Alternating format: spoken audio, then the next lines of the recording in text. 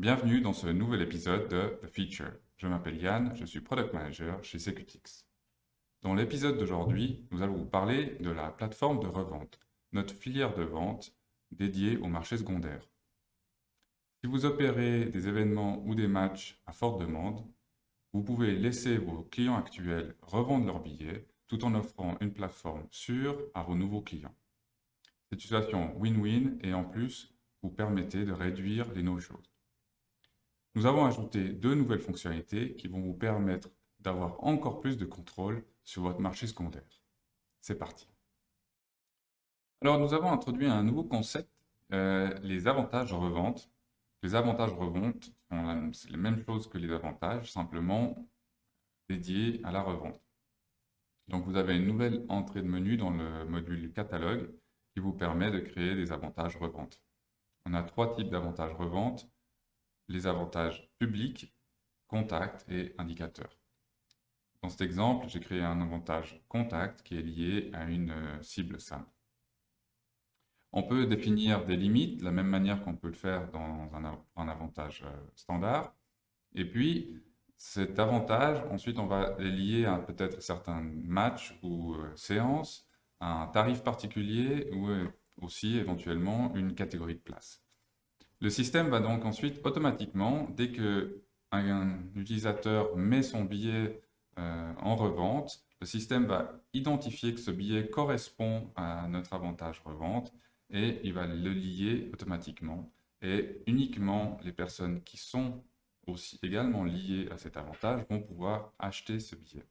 Donc si je vais sur mon ticket shop, j'ai ici un contact Ian Watson qui a des billets et je vais mettre ces billets en revente. Vous constatez que ce billet correspond bien à mon avantage revente. On a le match numéro 3, la catégorie 2 et le tarif purchase. Maintenant, une fois que ce billet a été mis en vente, dans l'écran des billets mis en revente, on a un nouveau filtre qui permet de filtrer sur ces avantages, ces nouveaux avantages. Et on voit bien que le billet de Yann a été correctement lié à l'avantage. Si maintenant j'essaye d'aller acheter ce billet sur la plateforme de revente, notez que dans ce premier exemple, je ne suis pas logué sur la plateforme. Donc si je vais regarder mon match numéro 3, je vais voir qu'il y a bien de la catégorie 1 et de la catégorie 3 disponibles. Je peux acheter ces billets, mais en revanche, mon billet de catégorie 2, qui est lié à l'avantage, n'est pas disponible. Je vais me connecter avec John, qui ne fait pas partie de la cible, et donc qui n'est pas un membre, qui également, même s'il se connecte, ne devrait pas voir ce billet de catégorie 2. Et de la même manière, si je vais chercher des billets sur la plateforme de revente, pour mon match numéro 3, en tant que John, je vois que de nouveau, je peux acheter la catégorie 1 et la catégorie 3, pardon, mais le billet de catégorie 2 n'est pas disponible. Finalement, je vais me connecter avec Jane, qui elle fait partie de ma cible et qui est donc correctement liée à mon avantage revente. Et donc en tant que membre, Jane a accès à ce billet de catégorie 2. On voit même que ça apparaît dans ses offres. Et puis si je vais aller chercher mon match numéro 3, je vais voir que dans mes filtres, on a bien la catégorie 2. Je peux filtrer sur cette catégorie-là et puis ensuite faire mon processus d'achat classique sur cette plateforme de revente. Donc l'intérêt, c'est évidemment de pouvoir, si vous avez un match par exemple à forte demande, vous voulez permettre à vos membres ou à vos abonnés de revendre certains de leurs billets, mais vous voulez garantir que seuls vos membres ou certains fans spéciaux vont pouvoir acheter ces billets qui sont remis en vente. Eh bien, avec ces avantages de revente, c'est extrêmement facile. On peut aussi également assurer que les limites que vous avez définies dans la vente standard sont également appliquées lors de la revente. Voilà, au final, on retrouve mon billet de catégorie 2 qui a été maintenant correctement revendu.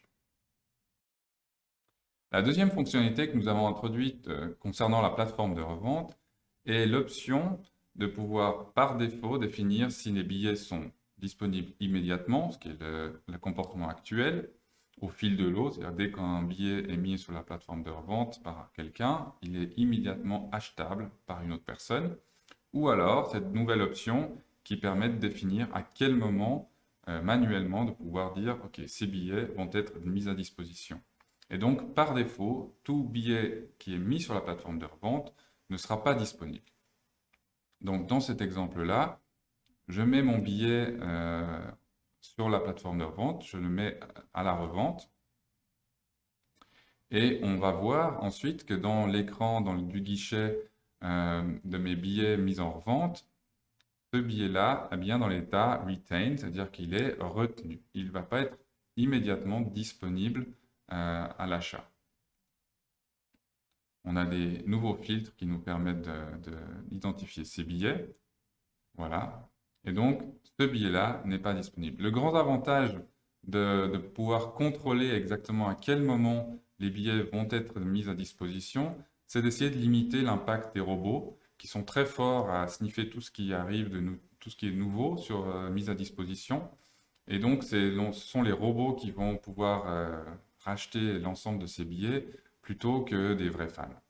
Et avec ce système-là, vous pouvez décider à quel moment et clairement communiquer à vos fans les billets vont être mis à disposition à 14 h lundi, par exemple. Et il y a une plus forte chance que ce soit vraiment des vrais fans qui arrivent à acheter ces billets. Voilà. Ensuite, on peut très facilement, avec l'écran de revente, l'écran de billets en revente, sélectionner les billets et puis les mettre à disposition. Voilà, c'était notre plateforme de revente. J'espère que vous avez apprécié cet épisode. Merci d'avoir suivi et n'oubliez pas de vous abonner à notre chaîne.